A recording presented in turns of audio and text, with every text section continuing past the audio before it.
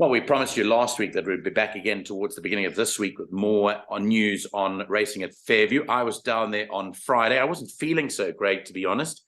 So suffering with a little bit of flu, but I've got Nino Podesta to perk me up. Nino, thanks very much for coming on board. How did Friday treat you? Was it okay overall? Yeah, overall okay, Nico. Just horses that I liked ran second. What was that one in the first? I dreamt I could fly. Very disappointed in third, but you know we don't make excuses here, you know, on Clock in the Gallop. But I thought that Captain Mariska should have gone a little bit closer. I thought he was very unlucky not to win that race. My value bet. Yeah, correct. There's a plane flying ahead, which you might hear. It's giving the Hardy Dars a hard time by making more noise than them. But the point with Captain Mariska is, you know, that is one of the negatives about racing. You know, the factors that lead up to a race change. So you tipped Captain Mariska the night before based on the fact that Simanga Kamala was riding it. Now, correct. Fair enough, Simanga Kamala gets injured. The Hardy Dars agree. Simanga Kamala gets injured in the stalls on Attilia and then is unavailable to ride for the rest of the day. And it doesn't matter about who the rider is. Forget about that, folks. The point here is that it's not Simanga Kamala. Am I right? It doesn't matter whether you chose X, Y, or Z. You've gone on the fact that that horse is ridden by Simanga Kamala. So that is the basis of what you're tipping. The factors do change. We understand that. It mightn't have won. It might have. The point is that it didn't. It didn't win, but I tipped it because of because of the jockey. That was one of the biggest reasons why I picked the horse. But look, it didn't win, and that's it. What can we do? Back to the drawing board. Now, something I do want to share with our viewers. Something I do want to share with our viewers is if you want to find out how us as a team of Clocking the Gallop do, then you need to take advantage of our Clocking the Gallop special. It's called the Direct Line, and this is the third time that we're doing it in its current format. It is for the Summer Cup, so you do have some nice lead time. We are now talking from the 14th of November, which is tonight, all the way through until the 25th of November, where it's the cutoff. So you've got a good 11 days. Your 250 Rand purchases you tips for 4 days. The two meetings on Friday the 25th, 1 day, 1 night. The Saturday at Turffontein, which is the Betway Summer Cup. And by the way, I had a meeting today with Gavin Larena. Not a meeting, we were on the same interview together. And I got a bit of his input on how he thinks the race is going to go. And that I'll share with our Clocking the Gallop viewers down the line. And then Sunday's meeting on the 27th of November is at Kenilworth. So all of that is packaged in for 250 Rand. You deposit your money into our Clocking the Gallop bank account, the details of which are shown on your screen. And please, when you deposit, put your name and your mobile number on there. And then finally, you then send us that proof of payment to our email address, clockingthegallop, one word, @gmail.com, or WhatsApp us on 079 390 5747. And please tell us how you want us to communicate the information through to you. It might be via email or it might be via WhatsApp. And then you'll be on board our Clocking the Gallop Direct Line. There are limited places, folks. Please don't get in too late.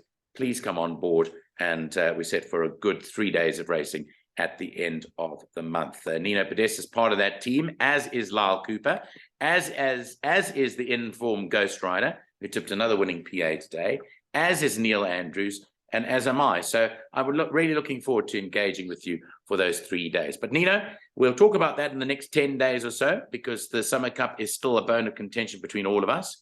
And we do, by the way, later this week, I'm not telling you which day, but later this week, I've got Graham Hawkins and Mike Wanklin back on the line, not only to talk about the Summer Cup, but also to tell us which are their horses to keep an eye out for in the upcoming Cape Summer season. That's very good news, Nico. Always look forward to Graham Hawkins and Mike Wanklin. Yeah. Really, you know, I mean, they know their horses, and the information they give out is priceless. I'm going to And have try a and get Robert Bloomberg on as well, if you can. Well, Robert is in the pipeline for the Cape. He certainly is. He's definitely one of our go-to people when we're looking for winners. The Ringer, as he's more affectionately known. And yeah, I look forward to engaging with him in the not too distant future. Right, let's talk about racing on Tuesday. We're back to the Fairview Polytrack. You've got some interesting choices here for the meeting on Tuesday, Nino, which I like. I like the fact that we think outside the box on this show. And let's go to your selections and let's take it in. There are only a few scratchings on the card, so I'll go through those as we go through the card. But let's go to the first race of the day, which is run at 12:50. By the way, folks, there is also racing tomorrow. If you're watching Monday, the work riders meeting at the Vaal on the classic track.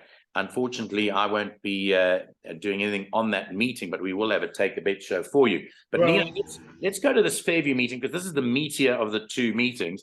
And here you're tipping this horse, which I would have tipped first as well. Number 9, Hazy Crazy Night. I like that last run. Yeah, I do. Very pleasing run. Nico, the only thing is I would have liked it to go a little bit further, 14, maybe 16. But the race is thin. It's probably got not many to beat.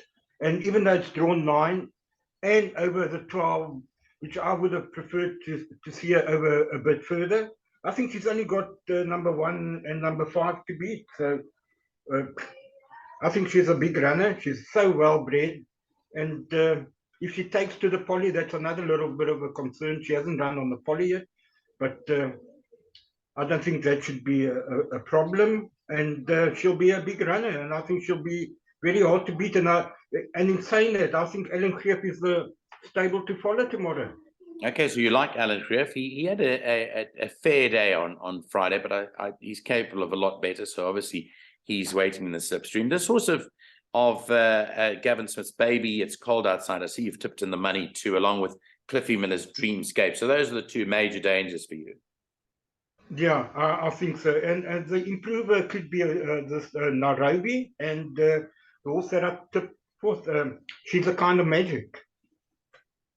Okay, so that's the first of the day. It does open up the buy pot. Let's go to the PA opener. Race 2 is at 13:25. It's a maiden plate over the 1600 meters. Scratch chairs number 6, Siberian Fox, is a non-runner. Nino, you're tipping number 4 to win it. Foot Soldier, again for Alan Greep and Richard Fourie. Yeah, there's not, again, another very weak maiden, Nico, with all due respect to the field. There's not many here that you can tip. So I think Copernicus, is that how you pronounce it? I think he was a Greek something. Who was Copernicus? Copernicus, yeah. Copernicus, wasn't it a warrior? Some sort of warrior or whatever. Yeah. Well, Copernicus. yeah, well, I think it's between the two of them, an absolute two-horse race. The only problem with Copernicus is that he last ran in April and he's never been on the poly. But the blinkers come on and the run behind Maccabisi, whom I believe Maccabisi is like a 3-time winner now, isn't he? I'm sure he's a 3-time winner. Yeah, I think he is. Just quickly, Nicholas Copernicus was a Renaissance polymath, active as a mathematician, astronomer, and Catholic canon. So he was actually a mathematician, was Nicholas Copernicus. Nicolaus Copernicus. Brilliant. Yeah. Okay, so he was a mathematician. He wasn't a warrior. No, he wasn't a warrior. I took a nice little stab, but he wasn't any form of warrior. But maybe this Copernicus is a warrior for us tomorrow. Well, if he was a warrior, it would have gone with number 4, Foot Soldier, a warrior on foot. Yeah. But anyway, I think it's between those two, Nico, 1 and 4. Okay, 1 and 4, the choices there. Copernicus and Foot Soldier for Nino. He's tipped 7, Vuvuzela, Umlilo 3rd, and Sardo Numpspa back in 4th. Let's go to the 3rd now. Race 3 is the start of the pick 6 at 2:05. It's a maiden handicap. These maiden handicaps are tricky, 1900 meters. Tongue tie on number 1, Bell's First Wave. Compression mask on 7, Global Gunner. And no blinkers for number 9, Dream Star. Those are the changes in the 3rd race. Your top choice is Douglas Devastator. who narrowly missed out last time out, but ran a terrific race in second. Yeah, he did. He did, Nico. And what I do like about it that he has run on the poly, but even though he was quite some way back behind Grand Destiny, he did improve a little bit after that. So he's got the experience on the poly. But like you say, this is these kind of maidens where they need to give weight to other horses. And I don't believe it's cut and dried. I think he's going to have his work cut out to win here. I do think Global Gunner is a runner. And then people must watch this horse Badge of Honor. Now, there was money for it first time. And I looked at it. It's a big, long striding horse. And he's going to improve big time over this distance. So that's a horse to keep your eye out. And then for people that are looking for further, maybe a horse like Bell's First Wave could be added. And then Joe Harmon's back again, and Jack in the Box is back again. So, it's quite a tough little race. Yeah, it's a little bit tough. I even extended further to the horse that's carrying only 53 kilos, the horse that Rachel Vennick is riding, number 8, King of Love. Hasn't that got a bit of a chance or not? Yeah, definitely. Yeah. It's so wide open. I think that she seems to get something out of horses that, some jockeys can't. And when I look at 8 King of Love of just 53 kilos, I admit I like your 11 Badge of Honor. I think he's got the come on look. And like you say, he's a nice strapping son of Rafif. So, yeah, I think there you can go quite wide in your bet. Gee, if I was taking a pick 6, I would actually go field. Yeah. I wouldn't leave anything out. Even number 5, Blue the Roses.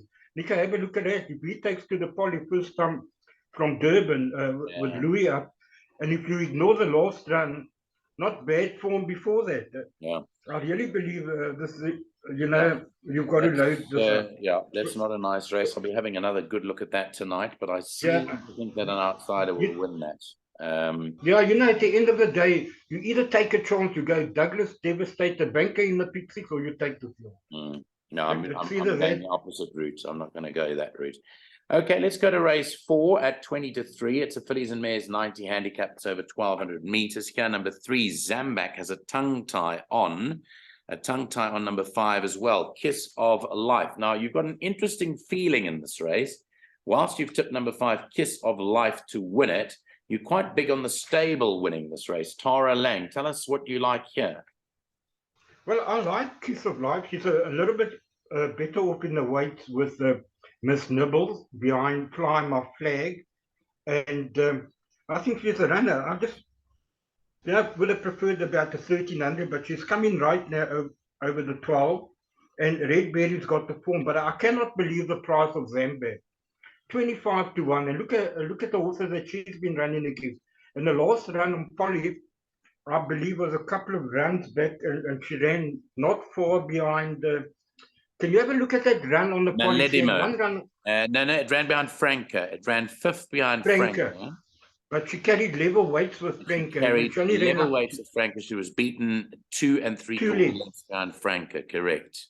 I remember this horse in Cape Town when it used to be with Justin. And early in his career, it beat a horse, Lonely Girl or Homely Girl? Homely Girl? Yeah, Homely Girl. That's not a bad horse. No, she's very good. Yeah, she's very good. And I just think 25-1 is a crazy price. I saw 33-1. I saw 33-1 when I was doing the slides for the show on a Monday afternoon. So who knows? You might be on the right one. Places, surely. There are only 8 runners, so you do get 3 places still. Hopefully, yeah. I mean, at 33-1, drawn 1, I think it could run in the placings, and I would definitely put it in all my bets. Okay, but your top choice is Kiss of Life, Red Berry, Zambak as well in the 4th of the day. Yeah, Civil Rights, I don't know about the 12, Nico. I've got a bit of a concern. I don't think he's ever won over 12. I think all up the straight. Been over the preferred up the straight, but it did run around the turn at Greyville in all its races there. It's done really well up the straight here at Fairview. Okay, well, maybe for larger players to chuck in the 4 Civil Rights. Okay, let's move on to race 5 at 3:10. A fillies and mares 74 handicap. It's over 1,200 meters. And here, race 5 is clear. No changes in the 5th. And your top choice is For All We Know. This is Alan Creef for Charles and Clawvu again. This horse went on to win its last race. And I'll go as far as saying that I think Ellen will win this race. I think Richard is on the wrong one. I think he's picked the wrong horse. I don't know if he picked the Ancestral Prayer, but I think For All We Know is the right one. Well, he might not have picked it because he might not have picked it because For All We Know, Charles and Clawvu might have just been gifted the ride because he won on it last time.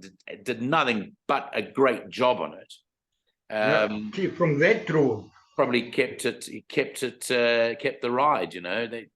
And I don't think, you know, Richard's that kind of guy and that kind of oak who would have said, you know, I don't want to ride that because it's Charles's ride, sort of thing. Okay, he's a good guy, Richard. Absolutely.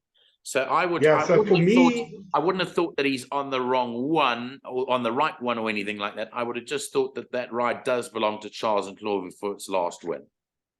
Okay. But anyway, for me, Nico, you know, this is a leg where I would just take my chances and I would only go 3 and 5 in all the exotic. Okay, 3 and 5. I don't know what can run third or fourth. Anything can run third or fourth. Maybe Princess Debs. She likes the Poly. She does. And she does. Sure for me, who's never run on the Poly, but she's run against some very good horses. Yeah, she's carrying a hefty weight, isn't she? She is for a 3-year-old. Even though she gets a 1.5 off, she's still carrying 60 against these hard knockers. You know, it's going to be very tough. Absolutely. Okay, so 3 and 5 for Nino in the 5th race. As we move on to race 6 at 20-4, it's a fillies and mares 80 handicap. It's 1,400 meters. Just to have a quick look at the changes in race 6. Number 3, Willow Lane has a tongue tie, as does number 8, Buttercup. So 3 and 8 of tongue ties on. Belle of Belize, you're sticking with this Alan Creef. Yeah. What's it? Alan Creef. Stable. Sorry? The Alan Creef stable or the Alan Creef, you're sticking with the stable, with this theme. The Rocket. There's this Alan Creef theme on today's show. Everything's Alan Creef. I mean, you know, you pick up anything here, we're just talking Alan Creef. But anyway, you've got the Alan Creef mojo, and you're going with his stable. So Bella Belize is your top choice here. Richard Faria. Yeah, it is. It's got to be. I mean, she's got Pam Princess well beaten on the last run beyond Envy Dons. She's got Willow Lane beaten on that run. And then there's nothing else. Those were sort of like the dangers. And then the only other one now that you come to is Twice to Heaven. So again, I think it's a 2-horse race between 1 and 7. I definitely can't see it. Afternoon Tea, I think it's too far. Buttercup could be a bit of a lurker for those that are loaded. So, but I think between 1 and 7, we should be safe in at least in the bipods and PAs. Okay, so I would probably add Buttercup in the pick 6. Okay, so Bella Billy is a pretty confident choice to beat home Twice to Heaven and number 8 Buttercup. Right, on to race 7 at 4:10. It's a merit rated 80 handicap. It's over 1,600 meters. Yeah, number 7 Gold Rock has a tongue tie. They put a tongue tie on the 7 Gold Rock. You're going with the 1 saddlecloth again, and this is your best bet of the day. Mklabeni, nice price, 4-1. I saw. 4-1 in Mklabeni. 4-1 Mklabeni. No, best bet on the card for me. You know, on a very tough and tricky card, you got to make a stand somewhere. And I think this horse is ultra consistent. He actually beat Envy Dons, who's come out to beat Santa Teresa and win again after that. And, you know, and the form on the Poly is also not a concern because I think he has won on the Poly before. Absolutely, and he won with Louis up back on the 24th of June this year. He beat Gold Rock by a neck. Yeah. Yeah. And that's another reason why I like it, is when Louis McCoxra gets on to Duncan McKenzie's horses, they are usually, you know, triers. Okay, so you like Mhlabeni. You also like Gavel Strike, Kelly Mitchley's stable coming along really nicely. And then I you've think got that could Fire for improve a little third. bit. And Gold Rock, you said, can we just check there? You said Yeah, well, Mhlabeni I'm beat- watching that because on that run to Gold Rock's got Mhlabeni beat. It is going back a while though. Yeah. We're going back to the 24th of June. It's up 4. Gold Rock is down 2, I think 3. And on the last run behind Bold Resolve, she's 3 kilos Last better one off behind there. Bold Resolve is up 2 Mhlabeni, and Gold Rock is down 1/2. So it can't beat it on that last run, but that was the Can't Fairview beat, you see, I went on that last run. She can't beat Instabini. She's 2.5 kilos, 2.5 or 3 kilos better off, but she's got to make up 6 lengths on him. So, yeah. Okay. and Okay, then, so your feeling there is you're going for the 1. You're going for number 1. yeah, I'm bankering all that. I'm bankering. I wish it was the last leg of the bipod, which it isn't. Yeah. So, but if I'm playing the pick 6, I would take a chance and bank in Slabini. Okay, the last race of the day is off at 20 to 5. It's a Very odd. classified stakes over 1,600 meters. Here you can scratch number 3, Humble Tune. That's a non-runner. Number 6, Aspiring to Rain, has a compression mask fitted. Those are the changes in the 8th race. Your top choice is Aspiring to Rain. This is the one that you are going for Gavin Smith and Samanga Kamalo. You've gone for that ahead of number 2, Bold Strike, which is the stable companion, and number 9, Damn Me for third. Yeah, I think it's another tough race, this Nico. And even though I think Gavin Smith will win it with either 2 or 6, if they flop the lines in, you could get a bit of upset. Watch Flinders Range. Yes. Last time 2-4. I think he'll be better over the 16, slightly shorter. The 1900 was 2-4. Danny's running some good races post maiden win, but I don't know. I think the 16 is going to be 2-4 for him. And Opera Swing ran a very good race on Friday. So that if that race hasn't taken too much out of her, she could run another honest race. But I think Gavin Smith has got this race at 1. Okay. And also, Nico, for those that are playing wide, you know, Yeah. Zietman and Rachel Venica are winning the last races consistently. So what's the source? Essos. Yeah. That could cause a major. He's won on the poly. I know he's won over 16. I can't remember if it was on the poly. He has one on the poly, but not over this distance. It was 14, eh? Yeah, I think it was shorter. Look, you mentioned a horse there of Zietsman's, Flinders Range, which I quite like. I'm quite interested in Flinders Range because I'm looking at the form. It's not drawn particularly well, but Ryan has been riding well too. I definitely include the 8. So this is a little bit more open than it first purports to be. 6295. There you go, my favorite birds in the world, eh? Oh, what do you call them? What are they called? Hardy Dars, ibises. Lord, Ibis. Hardy Dars. Horrible. I've got guinea fowls here. I've got a lot of guinea fowls outside here. Yeah. There's like thousands of them walking up the road every morning. They can also make a bit of a cackle and a noise. Yeah, they do. Yeah. Okay, But Nino. getting back to the racing. Sorry? No, what did you say? No, you were saying? I said they make a hell of a race. Getting back to the racing, that last race, people have to load up, right? Yeah, well, you said all of those. I'm throwing in the 8 Flinders Range, which you, of course, you mentioned. You want to put in 4 Essos.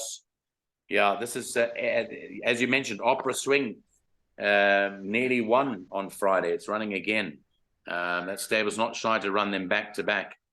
So that's a look at the selections. But now we're going to move on to the all-important bipot.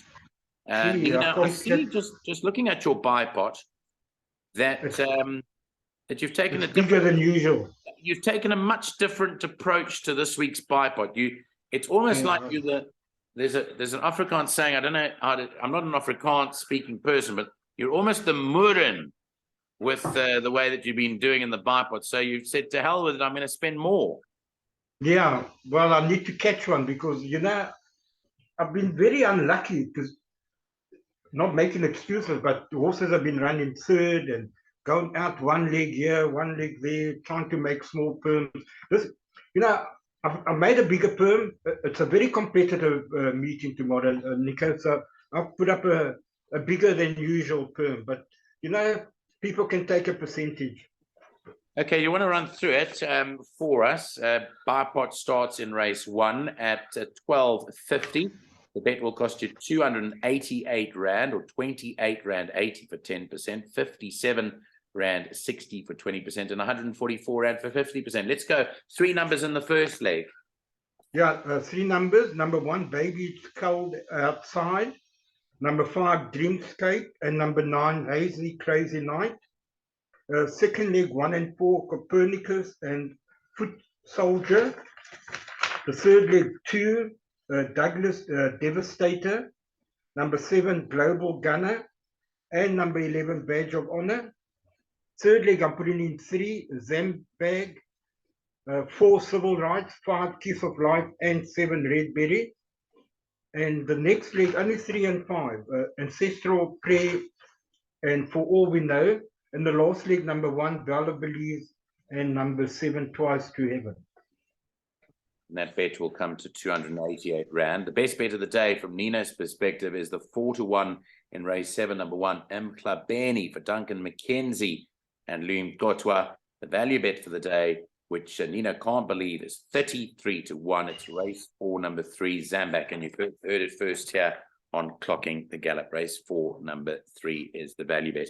I just wanted to include one more from my perspective there, and that was that horse Flinders Range in the last race, Nino. I know it's not part of the bipot, but number 8 Flinders Range. I don't know what price it is, but I liked that the last time it ran, and it was scratched, I think. I think it was one of the latest on the day. And in fact, both MX and I fancied it that day, and then we tipped it and it was scratched. But talking about MX, I'll be doing him tomorrow morning, and we'll be chatting to him in his vehicle. Hopefully that works out okay. I'm just having a look now at the price quickly. Fixed odds, race 8, Flinders Range, 10-1. Good price, and I think it's a runner. And like I said, ignore that run over the 1900. It was she didn't stay the 1900. She'll be much better suited to the shorter 300 meter shorter tomorrow, 1600 meters. She's going to run a much improved race. Okay, Nino, we're going to look forward to speaking to you again on the weekend. We speak to you on Thursday ahead of Friday. We're looking forward to all those Clocking the Gallop direct line customers coming on board. I am going to put you on a mark on Thursday, not today. You've got 3 or 4 days to work out your short list of Summer Cup fancies. Okay. At the end of the month. I'll do that. And we'll speak about that on Thursday evening. Nino, it's been a bit of a shortened show, but I thank you very much for your time. As you know, I'm running around after kids. They're doing homework at the moment. And my one son's writing a speech on why they should choose him to go to the moon. To go to Mars. To go to Mars. Yeah, not to the moon, to go to Mars. Well, let me tell you they can't ask you to go. They can't ask you to go because there's no horse racing in Mars. That's my point. They needn't ask any of us. I can imagine the type of answers they'll get from the Clocking the Gallop team if they had to write a speech about why they should use them to be the first person to go to Mars. You can imagine the Ghost Rider. He'd get an awful tiz if you asked him. He'd actually blast out a few expletives if you asked him that. Neil Andrews, I think, would say he's on Mars anyway. He's been on Mars since day dot, has Neil. Correct. And then Lyle Cooper wouldn't give an answer. I don't think he'd even hazard an answer. Well, there's no golf course on Mars. Is there a golf course on Mars? There are craters there, so you could use the craters as the holes. But anyway, we're having a bit of fun here. Nino, great chatting to you. Have a great day tomorrow, and let's hope those roughies arrive. Yeah, thank you, Nico. And I believe there's a work riders meeting as well. So yes, we did people, say if they're not doing too well in PE, they can just switch over to the work riders. Maybe they'll have more luck there. Correct, yeah. So we're going back to back. Well, alongside the work riders series, and Neil will have a take a bet on the work riders tomorrow. He has promised me that he'll do one. I focused on Fairview today, and let's hope that we chose the right venue. Before you go, How was that comeback run of Committee Ding? Did you not think he was a little bit unlucky not to win? Yes, as I said, I met up with Gavin earlier today. Gavin thought he rode it, he ran a tremendous race. Said he's back to his old self. He confirmed with me, Nino, that this horse is ready for the Cape season. I heard it from the horse's mouth. He said, Nico, this horse is back. It's back to fight another day. We were very stiff. We tipped that as our Clocking the Gallop price booster. We got a bit of 7-1 about the win, but we got the place money as well. Very stiff not to win. We have our own theories on why it lost, but we'll let Gavin off the hook. He's done us enough favors before. Okay, all right. Okay, But take I don't care. know if I'm going to let Wayne Agrella off the hook. You see? Yeah, well, that you need to take up with Wayne, with Captain Marisco you're talking about. Yeah, but you know what? At the end of the day, it would have been a nice. Those were the two price boosters, but if people took places, they would have made a good profit on those two. You know, it's just been stiff. All of ours have run second. I'm not sure if Neil did one today for Durban, but I know yesterday's also ran second. Yes. Peter Muscat's horse. Correct. Touched off. Another looked like second. Looked like it was going to win. Yeah, that Thread Lightly or something. Wasn't it Thread Lightly? Tread lightly, yeah. We're treading very lightly these days. A lot lighter in our pockets than we were last week. For that, you know what, Nico? At the end of the day, we just got to get that direct line right. We need to make people money end of the month. Yeah, and that's what we're going to do. It's a full team effort. We're looking forward to that. From the Clocking the Gallop team ahead of Tuesday's racing in both Joburg and Rebecca. Thanks to Nino Podesta. Thanks to you for watching.